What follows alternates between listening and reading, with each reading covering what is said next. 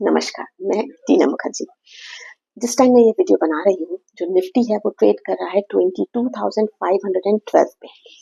ये अप्रॉक्सीमेटली 15% तक नीचे आ चुका है, करेक्शन हो चुका है निफ्टी में। जो ब्रेंट क्रूड है वो ट्रेड कर रहा है $113 बैरल पे। ईरान और यूएस के बीच में जो कॉन्फ्लिक्ट चल रहा है, हम में से किसी को नहीं पता कि वो कॉन्फ्लिक्ट कब खत्म होने वाला है, क्योंकि कोई भी जो ग्रुप है वो एडजस्टमेंट करने के लिए रेडी नहीं हो रहा है। इवन जो कॉन्फ्लिक्ट्स है वो और डीपन हो रहा है। जो इंडियन रुपीज है उसमें और वीकनेस आ रही है, वो और डिप्रिशिएट कर रहा है as compare to US dollar. Even जो गोल्ड है, गोल्ड ने भी काफी डिक्लाइन दिखाया है। गोल्ड के डिक्लाइन होने का रीजन तो मेन है जो ग्लोबली इन्फ्लेशन और रिसेशन का डर है लोगों के मन में। इसकी वजह से गोल्ड काफी डिक्लाइन कर चुका है। हम सब के पोर्टफोलियोज रेड में है, तो अब क्या किया जाए? हम सबके मन में यही सवाल है कि इस समय क्या करना चाहिए। इन्वेस्टमेंट कंटिन्यू रखना चाहिए, इन्वेस्टमेंट को होल्ड कर देना चाहिए, मार्केट से सब कुछ सेल ऑफ करके बाहर निकलना चाहिए, क्या करना चाहिए? तो हमारे इस वीडियो में आज हम डिस्कस करेंगे how to create a crash proof portfolio. Yes, this is the right time when you have to think and create a crash proof portfolio. So let's see कि हम इस चीज पे कैसे काम करेंगे। तो एक्चुअली में क्रैश प्रूफ पोर्टफोलियो होता क्या है?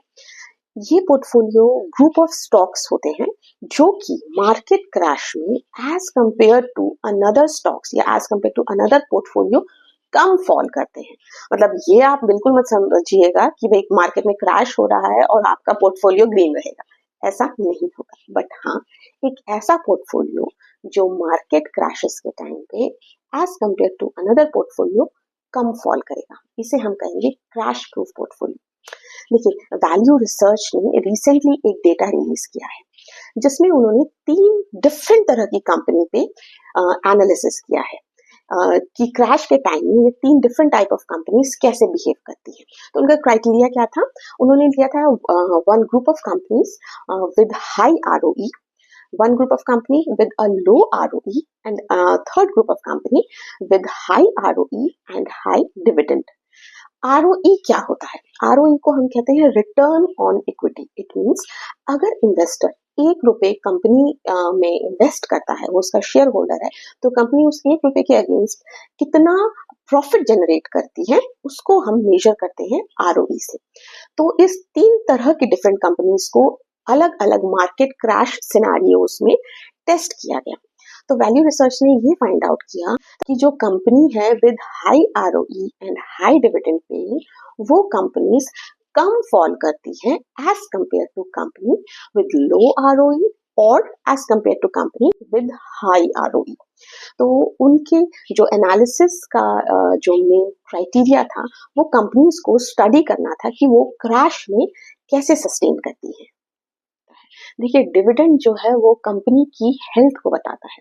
मतलब कि अगर कंपनी प्रॉफिट करती है तो वो कंपनी अपने प्रॉफिट का कुछ पार्ट शेयर करती है अपने इन्वेस्टर से in the form of dividend. Company healthy होगी, प्रॉफिटेबल होगी, तभी वो अच्छा डिविडेंड देगी। तो एक डिविडेंड बहुत ही इंपॉर्टेंट क्राइटेरिया हो जाता है जब हम कंपनी के हेल्थ के को एनालाइज करते हैं, हेल्थ के बारे में सोचते हैं। बट डिविडेंड में एक कैच है। देखिए, डिविडेंड का एक एस्पेक्ट होता है कि पे आउट रेशो। जनरली क्या होता है कि कंपनी का पे out ratio somewhere around 40 to 50% होना चाहिए। इट मीन्स सपोज अगर कंपनी अपने इन्वेस्टर्स को सोचती है कि ₹10 का मुझे प्रॉफिट इन्वेस्टर्स के साथ शेयर करना है, तो वो सिर्फ ₹5 का ही शेयर करे और ₹5 जो है वो अपनी कंपनी की ग्रोथ में डाले।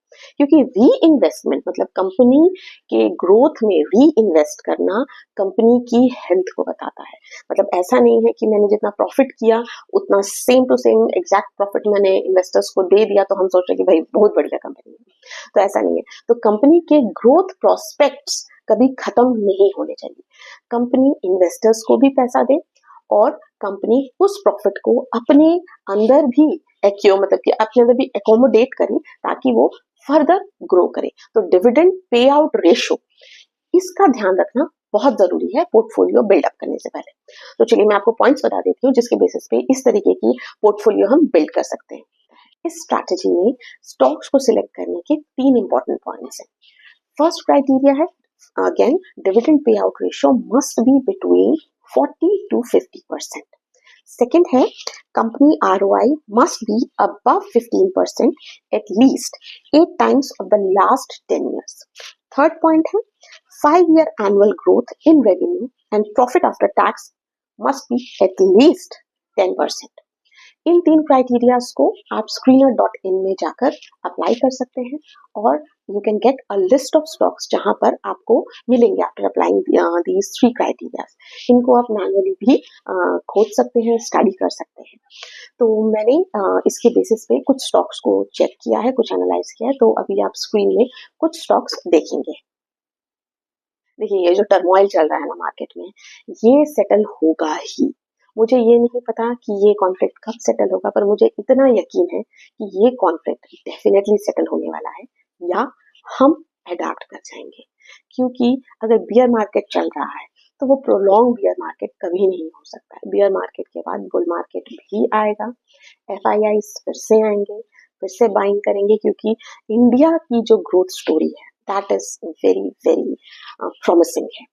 तो चीजें कब बदलेंगी ये तो मुझे नहीं पता, पर बदलाव के लिए हमें रेडी रहना है और इस तरह की स्ट्रैटेजी से हम अपने लिए एक बहुत ही स्ट्रॉन्ग और रोबस्ट पोर्टफोलियो क्रिएट कर सकते हैं, जो कि आगे आने वाले क्रैश में हमें हेल्प करे।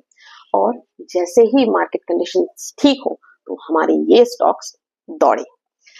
अच्छा, एक और बात मैं बता दूं, ये जो स्ट्रैटेजी मैंने आपसे डिस्कस करी है ये कंप्लीटली एजुकेशनल पर्पज से है। मेरे बताए गए स्टॉक्स कहीं से भी बाय और सेल का आपको रिकमेंडेशन नहीं देते हैं।